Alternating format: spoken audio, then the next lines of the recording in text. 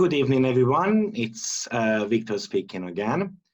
And today I am here with Tsveti, and we are going to have a look at Prince Harry and Meghan's chart. And we are going to try to figure out what's coming up for them in 2020, a little bit of a 2021 as well. I just want to tell you guys that this video has got the purpose of education for those who are interested in astrology and would like to deepen their knowledge a little bit. And also, this is a video for entertainment. So the reason why I mentioned that, because we are not going to take sides here. We don't want to fall in a trap of politics and so forth. It's just more about, showing you some skills, discussing, having a good astrology chat basically with Tsveti. So if you like the video, you know what to do. Just press like. If you would like a reading with us, then just drop us an email. The email is going to be in the description. And also just a quick announcement. I am going to be doing a transit workshop on the 16th of February. And the reason being is because I believe that transits are very misunderstood nowadays.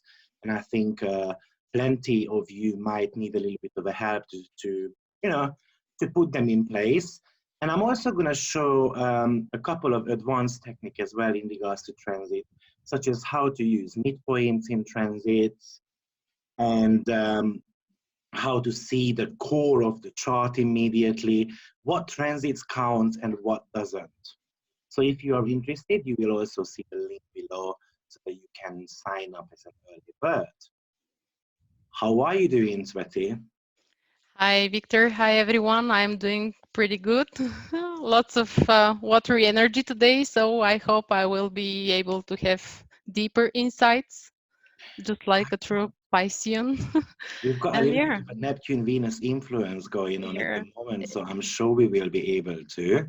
Yeah, hopefully. So, yeah. So what we did was, personally, I had a look at what was going to happen in 2020 for them. Today, I'm going to be using mainly annual perfection, which is one of my favorite timing techniques. So if someone is not familiar with that, I'm going to walk you through how to actually work with it. It's pretty a simple technique, but very, very powerful. And Tsveti is actually going to be looking at the relationship, what brought the couple together. And also she is going to look at what's going to come up for them in 2020. But she is going to be looking at a different timing technique. So let's get started. Why do you think the two of them are together? What stood out for you in their chart? What technique do you work with when you have a look at the synastry chart? The first thing I did when I looked at the synastry chart, it was actually to look for some compatibility, some conjunctions or some hidden signs of compatibility. And it really stands out that Prince Harry and Meghan, they have their axes, the ascendant, descendant, the IC and MC diverted. So having a look at their synastry overlay chart, what do you think brought them together?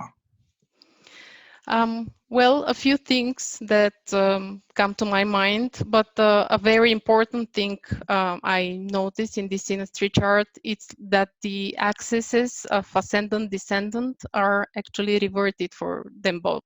This means that Prince Harry's ascendant is in conjunction with Meghan's descendant in her 7th house and vice versa. So these are like two opposites that attract very strongly each other, and they're like covering their backs. And also because it's an opposition, it can be hard sometimes, but still it represents, I think that oppositions represent generally a great way to develop for growth, because you're able to see the other side and to balance yourself in a way. Partner is a mirror for us anyway. So how I usually interpret this is that the first house is going to be your persona. Basically, that's going to be something to do with you. And the seventh house is representing what you want to kind of not come to terms with. Features, characteristics of yours which you might not be so satisfied with, or you want to hide away from the public to a certain extent. So in this overlay chart, actually, what it shows is that Meghan is like a catalyzer, or catalyzer, is that the word in English? Catalyst, yeah. Yeah, who brings out, you know, some of those characteristics of Prince Harry out of him. It is a very powerful synastry combination, by the way. So this is one of the top ones if I had to pick one. What else did you see there? Another thing that also made impression to me was his Venus, which is like in the same sign with Meghan's stellium in Libra. And in a male's chart, Venus would represent the women he would choose, just like the moon. And actually, his Venus in Libra would be an indication that he will choose someone very delicate, someone who is very harmonic, beautiful, very beautiful, just like Meghan is. So someone very exquisite in a way, subtle, someone well behaved, just like Venus in Libra would be. And yeah, this is in conjunction with Meghan's Libra qualities practically, and she has her moon there, which is, I think, very powerful to have moon and Venus in the same sign. I think this is very harmonic, and especially Libra, which is the sign of harmony anyway. Yeah, I think this is a very harmonic relationship. And looking at Meghan's chart, where she has Moon, Saturn, Jupiter in conjunction in Libra, this could, and Pluto a little bit further, but still in Libra, this would represent on her side that because Saturn is authority and discipline, and Jupiter is benevolence, something of a higher standing, of a higher position. So her moon, I think, in her own natal chart also represents that she will be, she will, in her family, she will be with someone of a higher status, someone maybe even royal, because it's Jupiter there, and an authority like the monarchy. It's conjunct the moon, which represents the family. That's So right. yeah, and his Venus, it's like they're chosen for each other because he chose her, and she has these qualities within her. In traditional astrology, what actually Venus represents in a male's chart is what type of girlfriend we are looking for before we actually get married. So those are the qualities where you know, you're just really looking for someone to be compatible with. You know, this is more like a fifth house meta when you are young, and what type of ladies I'm attracted to. And actually the moon is the representation of wife. What type of wife I want to get married to. Now, in a female chart, moon is actually going to be a representation of what Mother type of wife you become, and and mother. then Venus is how you're going to be like as a dating woman. And Yes. sometimes these characteristics are completely different. Don't forget that, let's say you are in your 20s, you might be more flirty and so forth. But once you become a wife, actually, you might be just, you know, all about caring, nurturing the family, and so forth. So, for instance, you've got Venus in the sign of Aquarius as a lady. Yeah, maybe you are more flirty, you spend loads of time with your friends, but your moon is in Cancer. So once you get married, it looks like you're going to slow down, and then you will become a typical mom. And I usually say in synastry, there is a little bit of a danger there. Because if I get married at an early age, and let's say someone get married to me And you know, I am a completely different person at the beginning of the relationship, and then I become someone else instead. That could bring a little bit of attention. So in synastry, I always pay attention to those, Both. surely. Yeah. And yeah. So also the reason why I actually picked Venus as a next step of the discussion was that was the moons of both Harry and Meghan, because they're ruled by Venus, both moons. Although they are in a different sign, he has moon in Taurus, which again represents this high standards, exquisiteness, the beauty. What is Taurus? It's beauty.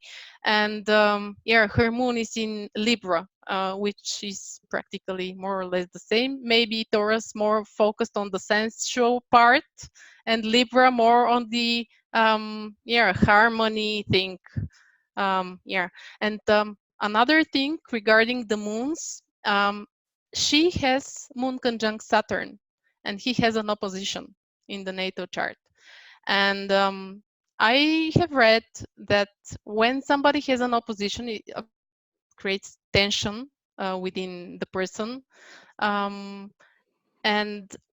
we usually meet people who have a conjunction so that we can learn how to integrate the qualities of these both planets. These people, practically, they're our teachers. They show us how to integrate this opposition within ourselves, so we can actually use it in a very pragmatic, even way.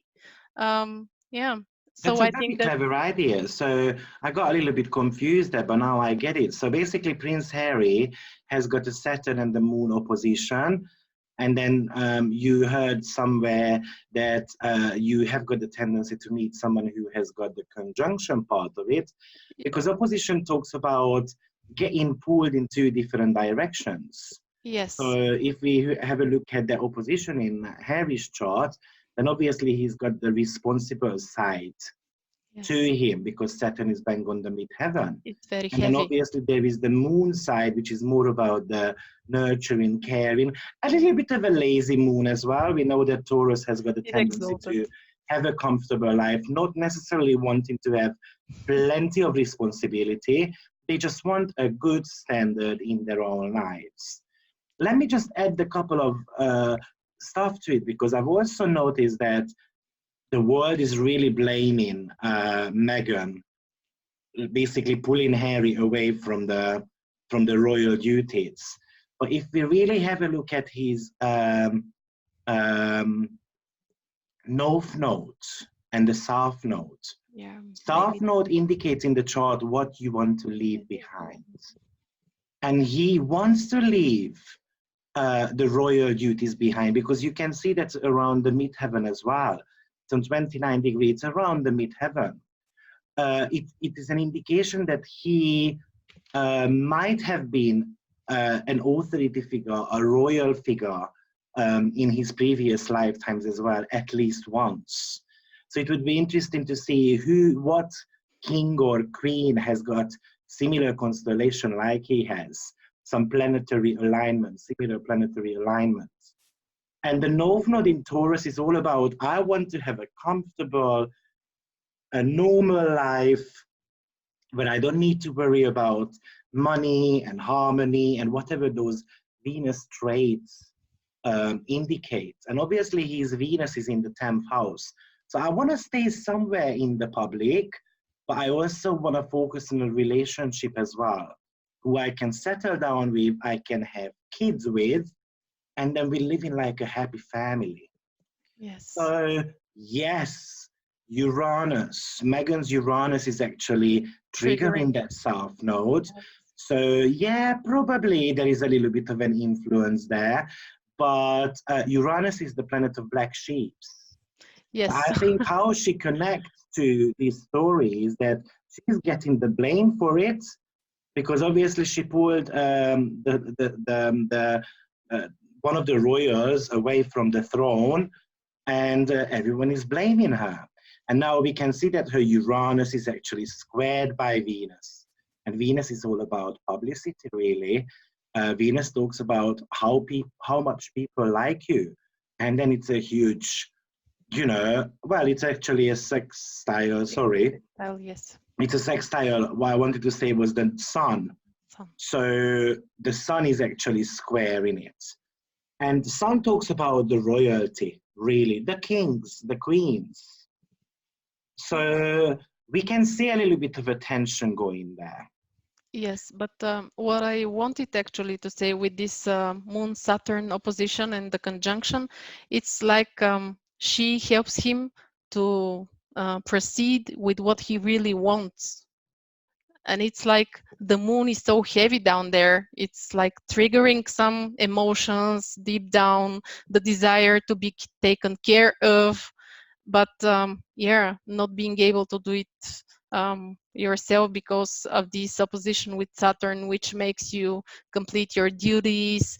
And it's on the MC. It's like you were disciplined, you were educated, no, you were grown up, Saturn, to follow the duties, the rules first, and then your needs. Yeah, While that's right. yeah, while Megan with this conjunction, she knows exactly how to take care of her needs. So yeah, it's like maybe she just showed him how to do it, and she gave him the power to take care of this moon, yeah, of himself Yeah. practically. And Also, it's interesting that Prince Harry has got this bucket shape going on in his chart. So that's the bucket, and that's the handle the of it. handle, yes, And the handle talks about, imagine you carrying a bucket of water. You need to be very cautious with that because the water is going to tip out. yeah. So, and the solution to his life is basically to come to terms with that moon north node conjunction, um, heading towards a life what he wants to create for himself, basically.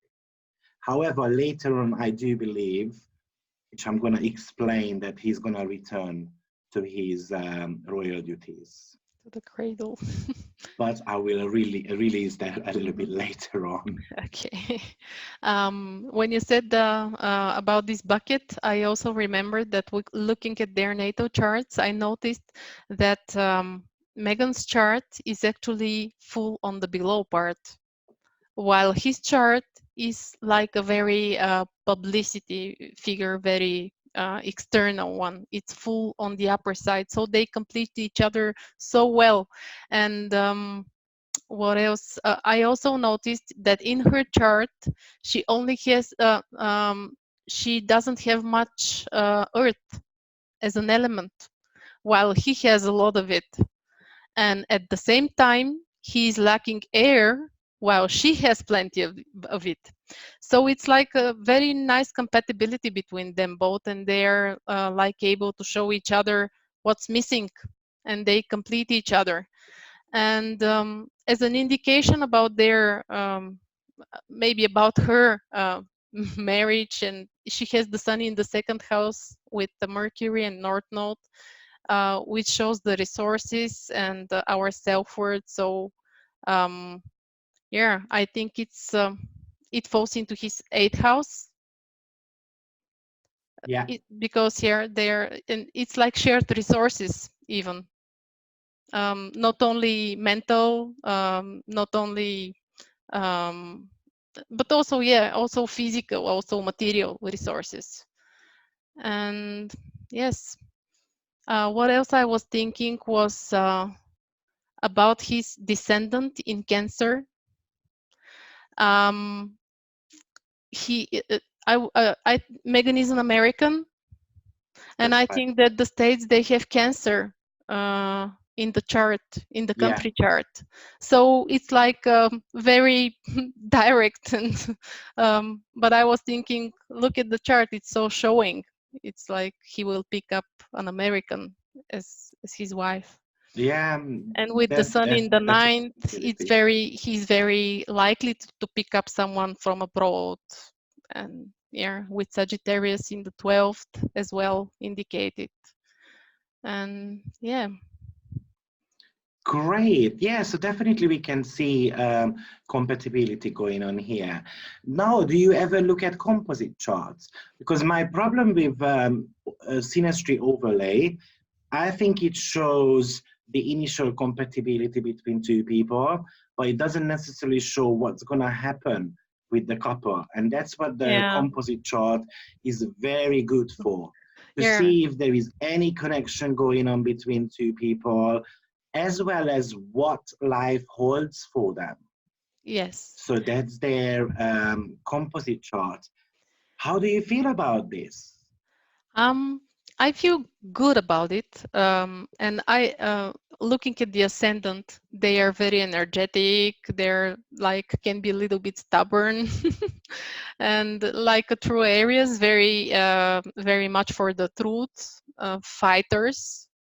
And the ruler is in the sixth. So they will be fighting for a cause. They will be fighting for something. They would like to serve to, for, yeah, something for everyone that will be good for everyone. And because the sun is also there, and it's a very important indicator in the composite chart, it shows that when they are both together, they need to serve somebody, a cause. They need to serve a cause. So they were like having lots of charity work, because yeah, the sixth house, it's always the opposite of the 12th, which is the Pisces, and which is the, yeah, Neptune, and all the causes, all the what we donate, how we take care of the others. It's this Virgo Pisces axis that is activated very strongly with the Sun and Mars in there.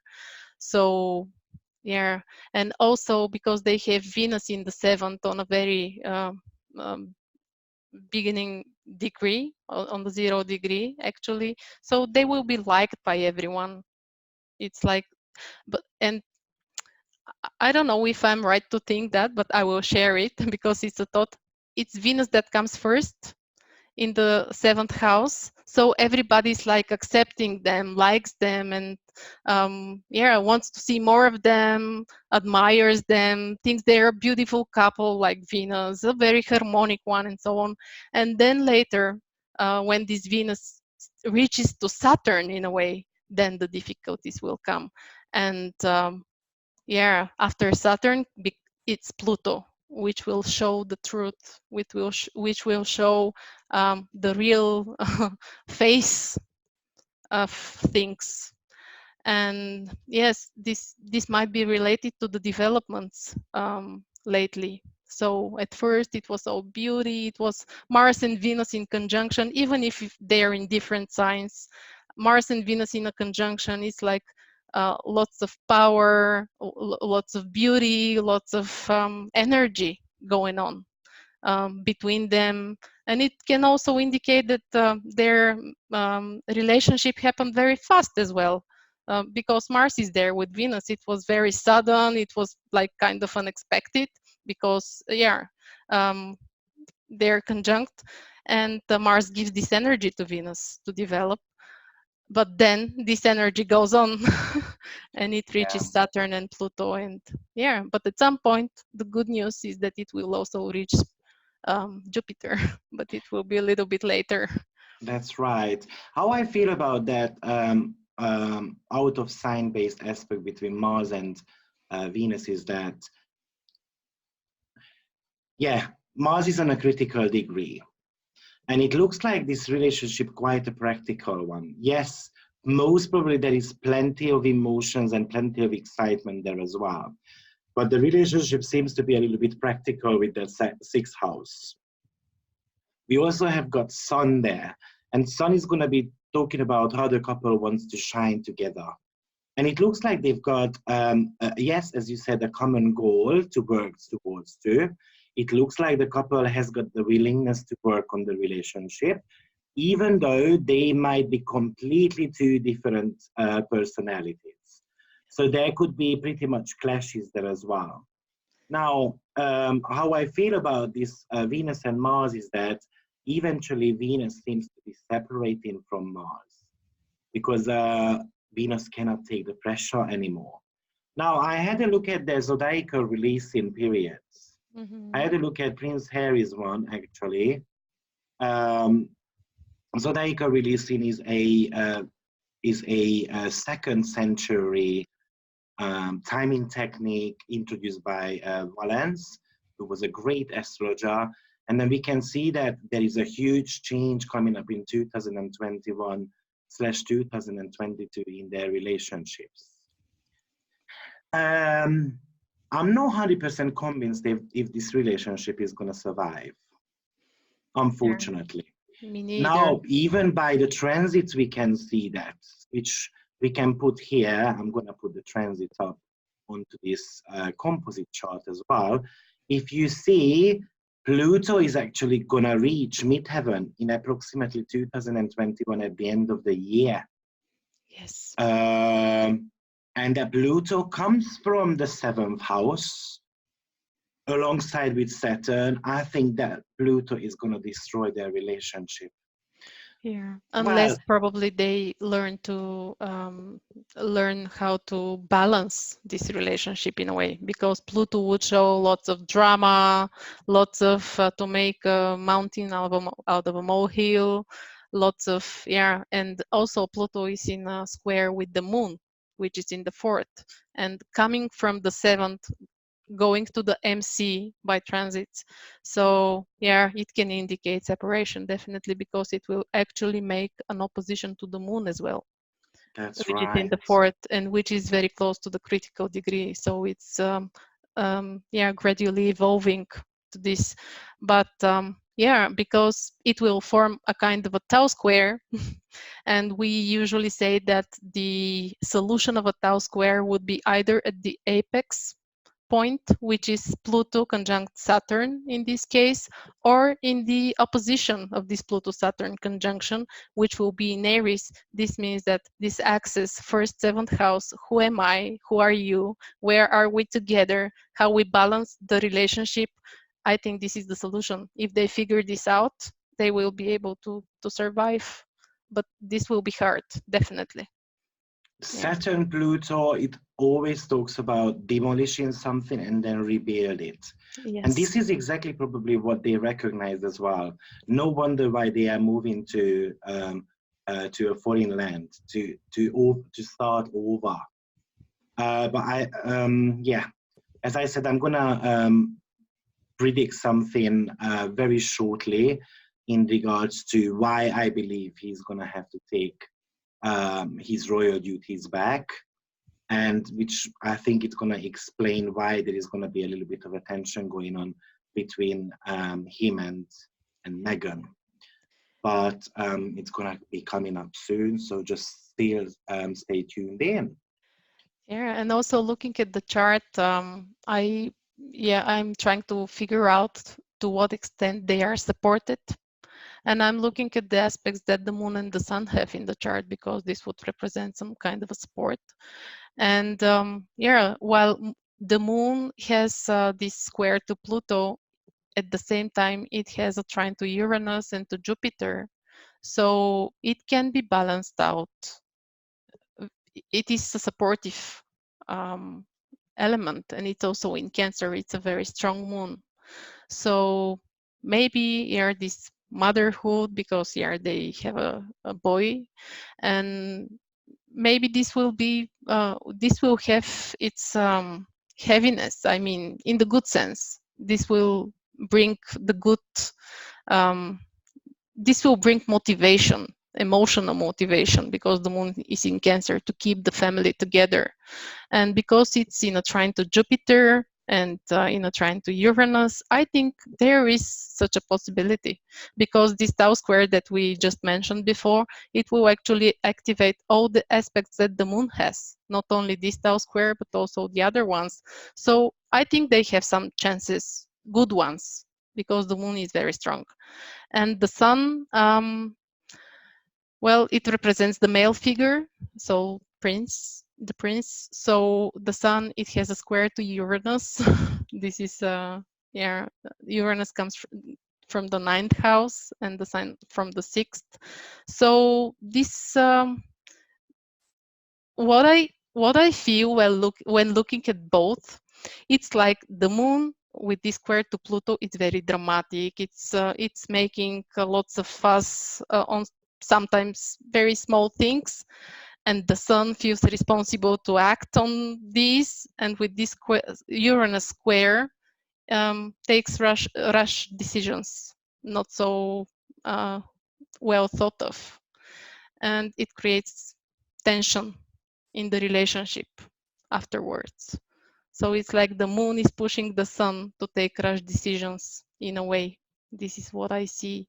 And then this Mars Neptune, again, Mars become there in a trine with the Moon. So Mars, the male figure again, who acts, he can feel the Moon's moods even because it's in Cancer, and then acts emotionally because it's in a square to Neptune, again in the 9th house, which is to act again against one's long-term goals, because both squares are in the to planets in the 9th house, which is the long terms in Sagittarius. So even this decision to go abroad, it can be seen in these squares to the 9th house. Yeah, that's right. Maybe they still don't see things clearly. It might not help so much. To be frank, I'm happy that you are very optimistic in regards to their relationship, and then I hope actually they can sort it out, because in my opinion, they are a lovely couple. But that's my personal opinion. But approaching this from an astrological point of view, apart from the Venus and the Sun, all of the planets are in the terms of Saturn or Mars.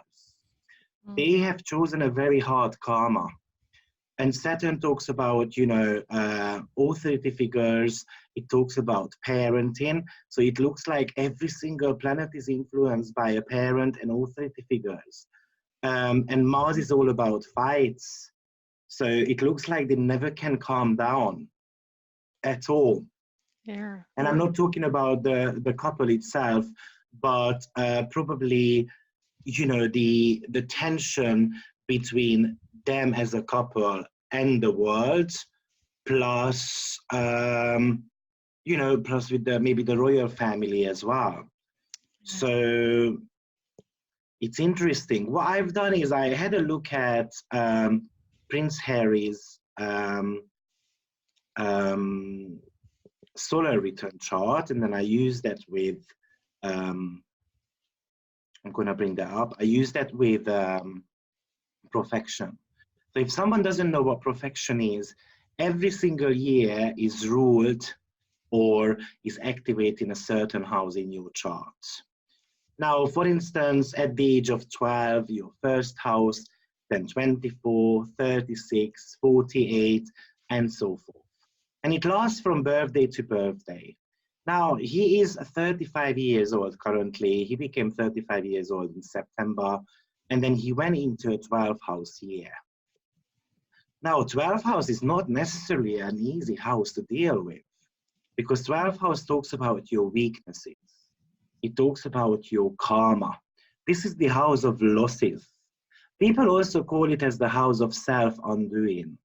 Now, self-undoing because you might feel that you are doing so great, but somehow it blows back into your face.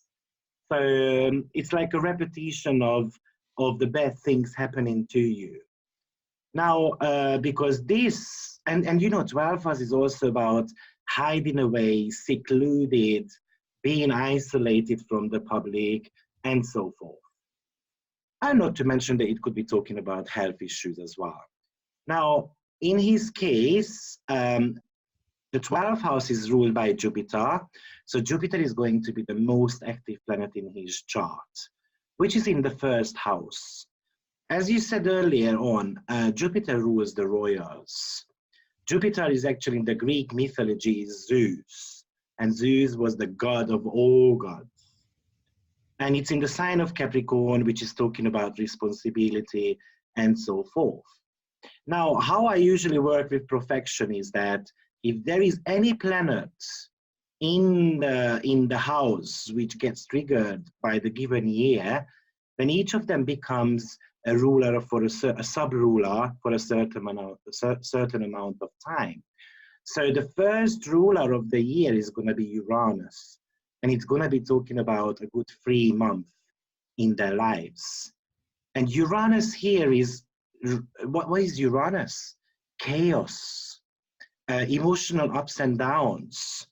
Uranus actually rules something to do with relocation as well. And but somehow very much of a erratic planet. It blows everything out of the window, basically, out of the ballpark. Uranus is the emotional detachment. And because he's in a 12th house here, it is clearly showing that emotionally he wants to break away from the Capricorn energies, which is responsibility. And he wants to focus on his relationship, which is the opposite house, the 7th. Now, this could have been the period between September till December. Now, from January till April, May time, actually Mars is ruling the year for him. And Mars, what is Mars? It's all about fights. It's a very violent energy. Not mentioning that he was born in a day chart, and in traditional astrology, in a day chart, Mars is the most malefic planet. It is going to be a tough period for him between January till August. What I'm predicting really much here, that March is going to be a huge month for him, surely, because Mars is going to be going into the sign of Capricorn, joining Saturn and Pluto once again. He's not only going to be on the news, but he's going to have to deal with some type of losses.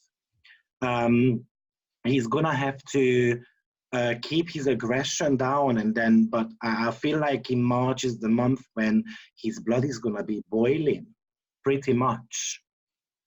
You know, just going back to Uranus a little bit, it represents freedom. And it pretty much looks like he wanted to gain his freedom back. As I said, 12th house rules karma. With that Mars, I want to cut away my karmic knots, basically, and then creating new ones. Mars is the planet of action and desire. So he's like pushing the gas pedal to achieve what he really wants to achieve. Now that Mars rules the 4th house, which is the house of family, unfortunately, it could be an indication that he might be losing someone very dear and close to him within the family. And the opportunities for that are actually quite high, especially in March, April month.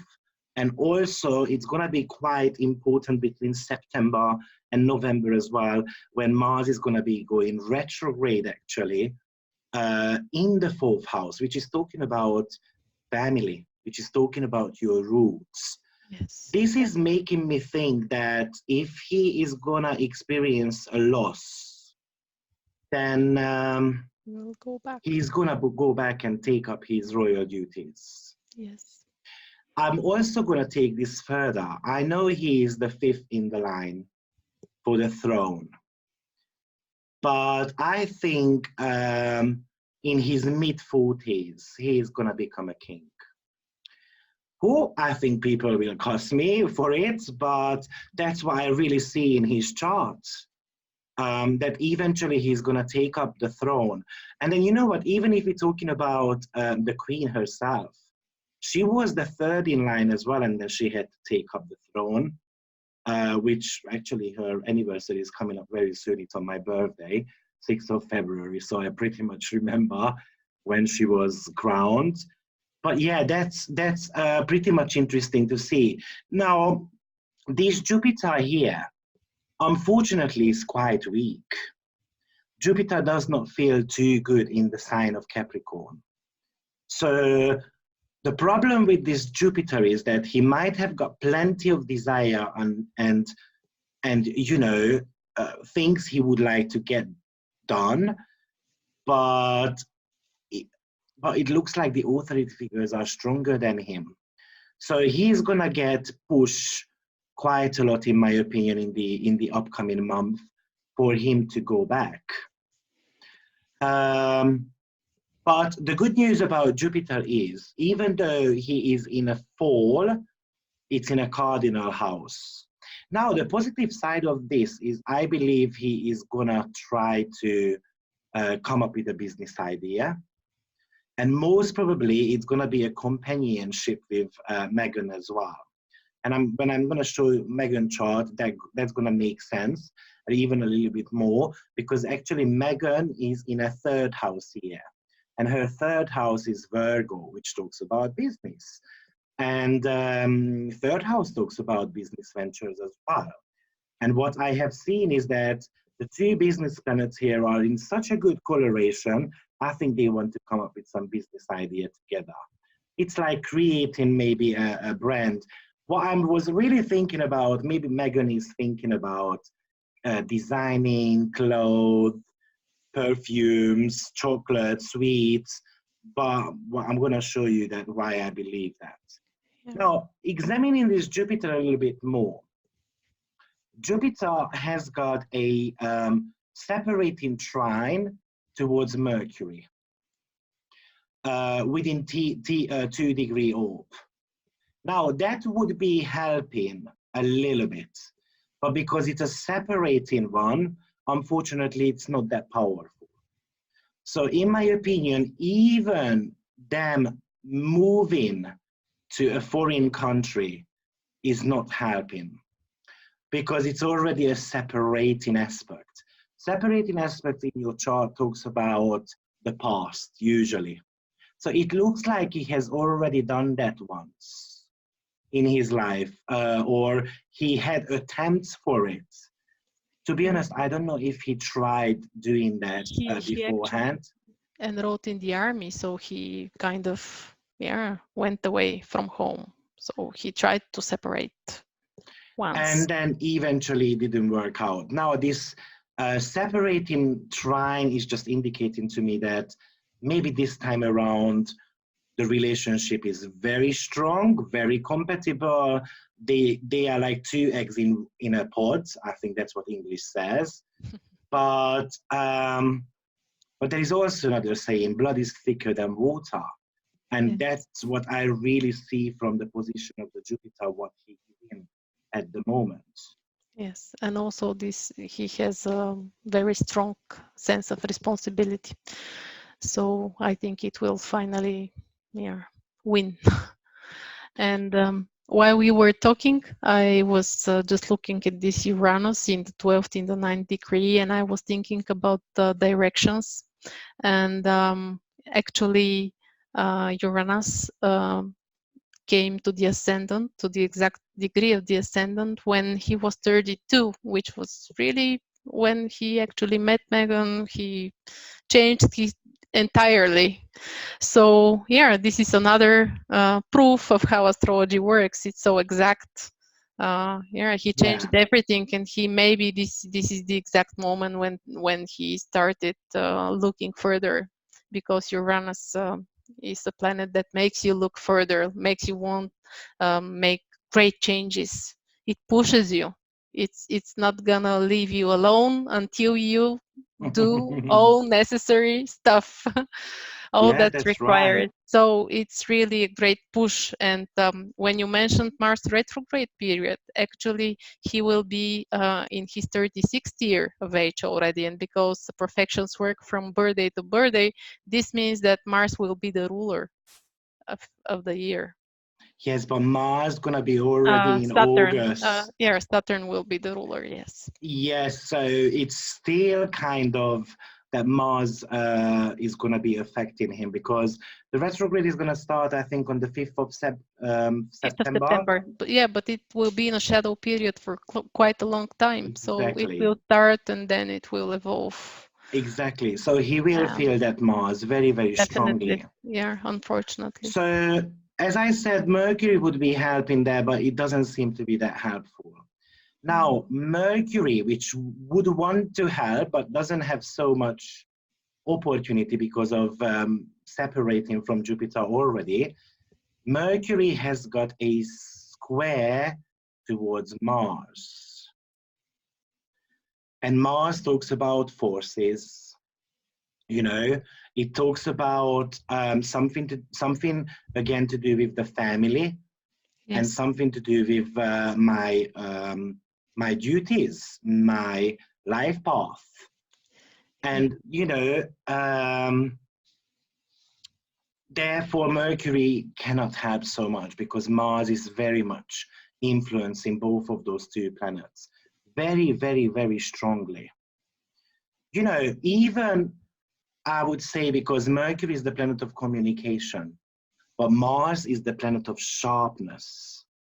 Even what he has to watch out this year is to be able to say the right things, because the communication style could be very hectic there. Mars Yes. is the planet of protectiveness. So he might want to protect, you know, his ego, son, as well as obviously his partner, so much. Yes. And yeah. This Mars retrograde will be really a hard time for him, and also this Saturn coming from the 11th in the first and going a little bit in the fourth for 4 months this year, then going back to the first. It will require to make this, to complete the deeds which are related to the first house, so to make a final decision so as to move on. That's So right. yeah. Taking it a notch further,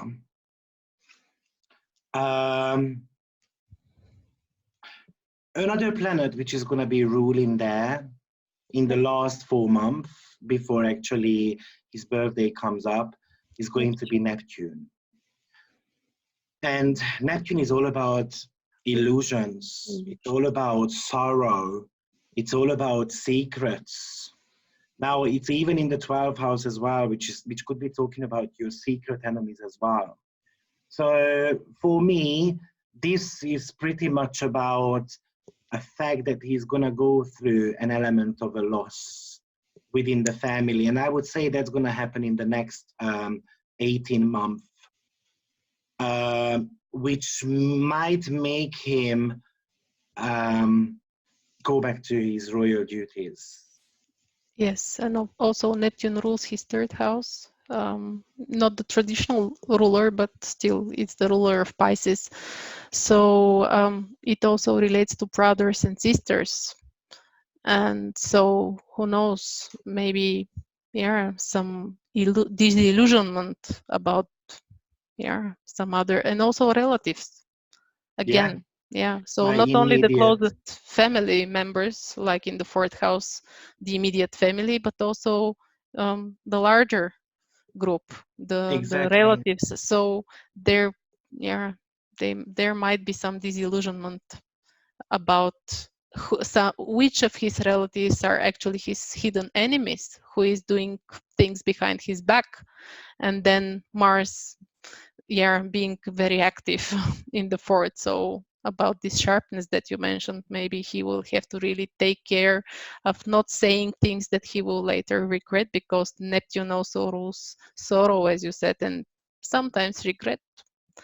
So he has Even to if be you, really careful. even if we have a look at the solar return chart in a traditional way, Yeah. have a look at the rising sign is falling into Libra. Yeah. And there is a restructuring energy going on, especially the second part of 2020, first part of 2021, in the fourth house from the ascendant. Yes. So So the it's all family seems to be restructuring. restructuring. Some losses through family, which is going to be influencing his public image so much. Yeah, and his inner world as well, because the fourth house is actually our most inner world, That's right. because it's on the bottom of the chart. So it's our deepest feelings, our deepest. And also this ascendant in Libra, it will be like he has to try to be very diplomatic. It's the Libra is the sign of diplomacy. That's And right. it's good that he has Mercury there, I think it's a good sign. Maybe he will stand his ground after all. And yeah. Also, considering the ruler of the ascendant is Venus, it falls in the 8th house, but in Leo, which shows the pride. And yeah, in order to keep the pride, yeah, and 8th house is also a house of loss again. So he has to really, yeah, do all possible to keep the pride, to keep his face, so to say, in front of the family, the relatives. Yeah, I think it's really important to stay diplomatic and Exactly. to know what to know, and not to focus so much on the ego part, but to know one's needs, because the moon was also in Leo, so to know one's needs and to act in their own interest. Having a look at Megan's chart. So Megan is actually in a 3rd house year. She was born in 1981, August the 4th. So August the 4th, she entered the 3rd house year. Now, what we can see again, what you guys could have learned so far, is we're going to have a look at the ruler of that house, what type of condition the ruler has in the natal chart, because the natal chart gives you the promise. Now, having a look at this Mercury, actually this Mercury is pretty weak here, because it is combusted by the sun. And combustion means that the king doesn't care about you. The king doesn't hold your hands. So, well, whether it's in a literal sense or, or just figuratively speaking, I'm going to let you decide that. But that's how the ancient astrologer said. The king doesn't allow you to come onto your lap. The king is refusing to take you in the heart of his.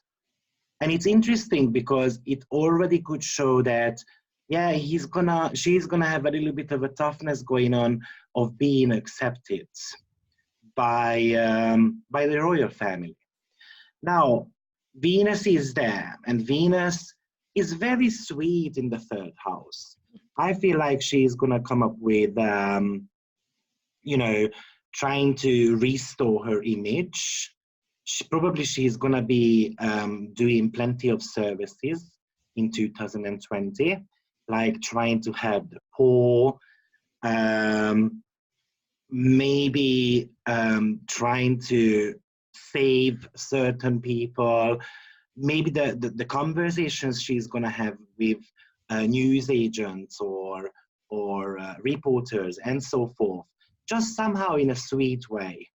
Because I feel like she really wants to restore her image. That is also shown by the Venus sextile to Mars. And Mars is in the 1st house, which talks about self-image. Yeah, but like now this is again a separating aspect. So the question is, how long can she hold up this sweetness? Because Venus in Virgo is not necessarily a sweet person. Don't get me wrong, there is nothing wrong with them, but Venus here is not really cuddly, not really an emotional type, and I feel like she's going to try to win people over with her sensitiveness.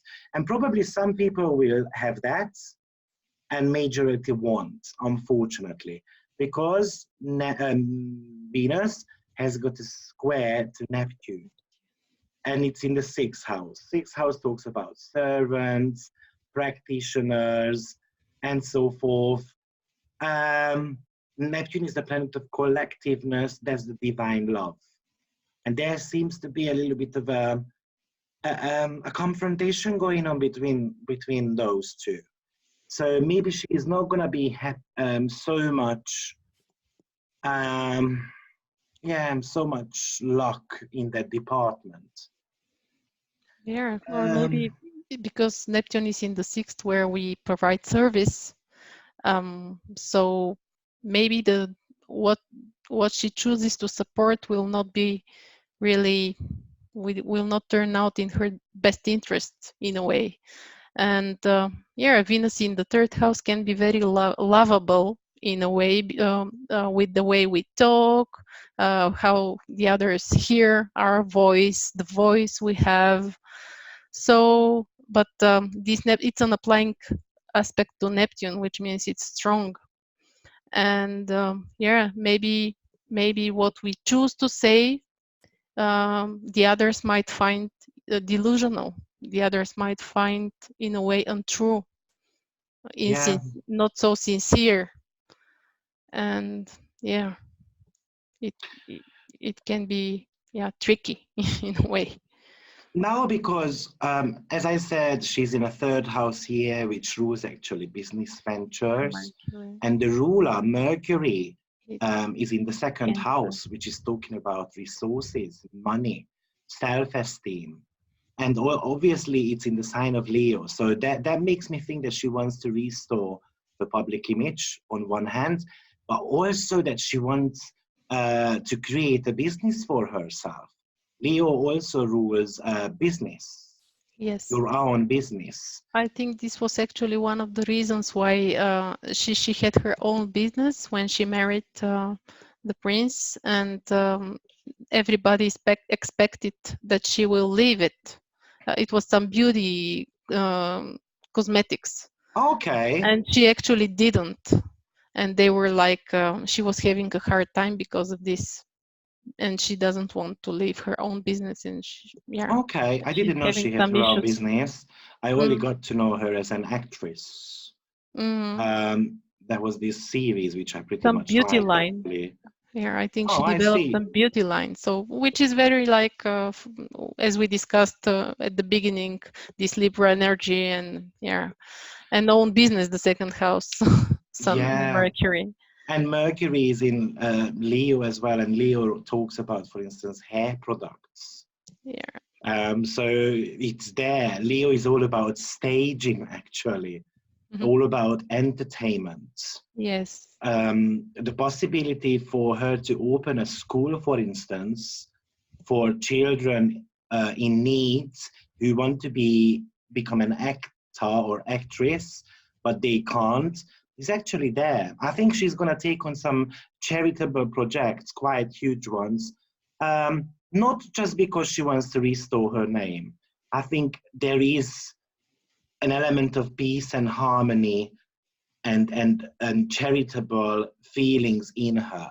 She just Yeah. doesn't necessarily know how to express those because every single planet in her chart is at the bottom. She is a very private person, Yes. and we just need to be able to accept that.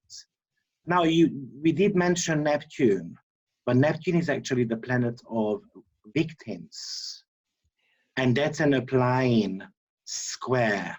It looks like she's gonna become a victim of um, of um, of something in the upcoming year. Now, once in August, 2020 August, she's gonna be in a fourth house protected year. Wow. Full house. Plenty of experiences around family. It's a tough experience as well. And it looks like it could be even her partner's family because Libra. And Venus is going to be the most active planet, which is in the 12th house from the 4th. And that talks about losses. Yes. So a couple of predictions I kind of dare to make here. I don't think their relationship, unfortunately, will last long. I think one of the reason is going to be because they can't take the pressure from especially from the governmental side of things. Um, I think they want to kind of restore them into their positions. And I also feel like both of them are going to go through some personal losses, which is going to be pretty much impacting their relationship. Which might end up as a divorce in 2021/2022. I really hope Yeah. it won't happen. They need to lay their relationship on completely new foundations. No. Yeah. Yeah, and once the fourth house becomes her perfected year, Venus is the ruler. This is the solar return chart for the fourth house perfected or for the third one? It's Or for the for the fourth fourth now, house? yeah. Because I see that Venus is in conjunction with the North Node, which means that she will have to let go of something. Suddenly, she will have to, and Venus represents love. So yeah, it could be. Yeah, Or maybe money or business as well. she So might start a business this year. She needs to be careful with that because the sun is burning Mercury. So actually the business opportunity might just get burned, so to say. yeah, and this Mercury on the ascendant, it's a very emotional one. So she has to be, yeah, in Cancer again, representing the family matters.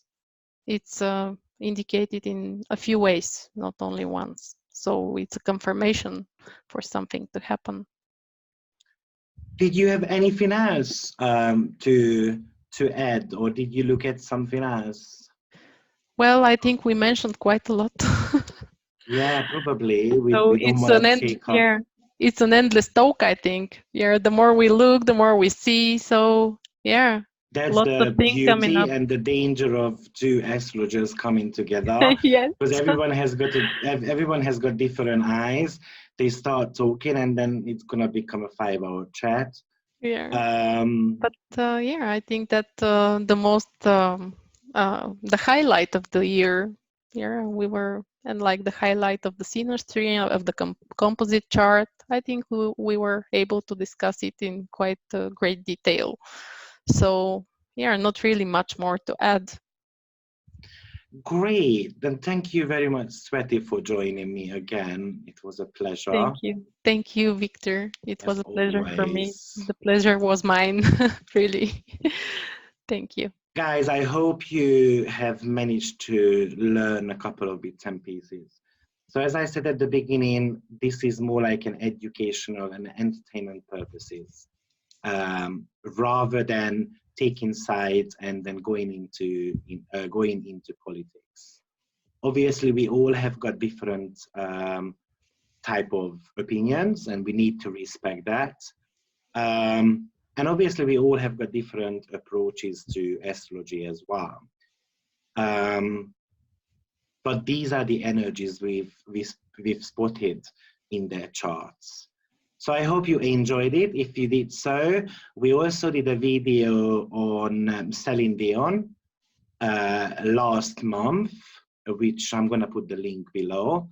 And actually, unfortunately, we predicted there's something to do with her mom, a loss of the mom, and then unfortunately it happened. And we also predicted there that she might not be able to finish her tour, which is happening in 2020. So let's see how that falls out for her. Yeah. Thank you very much, and see you very soon. Bye-bye. Bye bye, everyone. Bye.